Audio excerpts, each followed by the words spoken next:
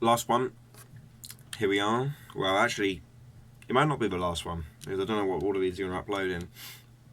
Well, the way that it's laid out on my screen, in the box, this is the last one I'm going to be doing. Behavioural changes. If we're looking at changes in your behaviour to help you stick with everything else, like maybe it's not the fact that you can't quit smoking, it's because, well, you can't quit smoking because it's in your head. It's not a physical thing you can't do. So we're going to start off by looking at the stages of change. We're going to start at entering pre-contemplation, when you're thinking about thinking, to change. From here, you go on to contemplation, where that's you're putting into the thought, that's it, I'm going to nail this down, it's going to happen. The determination, you're starting to power yourself up, you're thinking, this is what I've got to do, you're laying it out, here's your plan, this is how I'm going to get better. Then you come to the action, without you start to improve what you're doing, you actually go, say, instead of thinking, I'm going to eat 100 apples in a day, you start eating 100 apples in a day.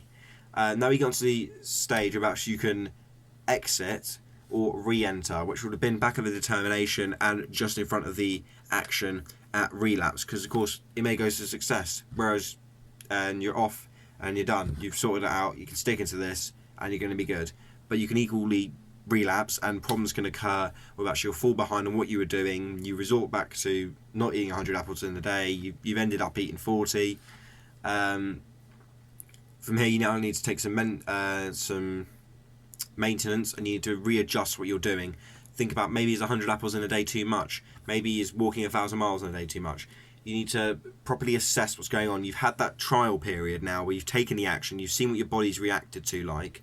Hopefully you've done this after like a couple of weeks, and you can get some proper statistics on how your body is going to behave under different sort of changes, under independent variables. This is of course really good because it's a really easy formula to follow. You're thinking, you're doing it, you're done. So you're getting out what you're putting in. If you've got that determination and that motivation to get through it, you'll do it.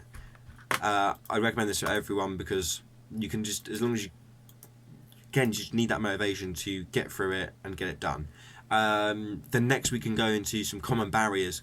So things like not having the motivation to do it. Perhaps maybe there's been something like an accident in your life, I don't know, like bereavement of a family member, and that's caused you to lose a sense of motivation and determination about, so you can't physically get your mind correct into the correct state of mind where actually you can successfully carry out the tasks that you want to do.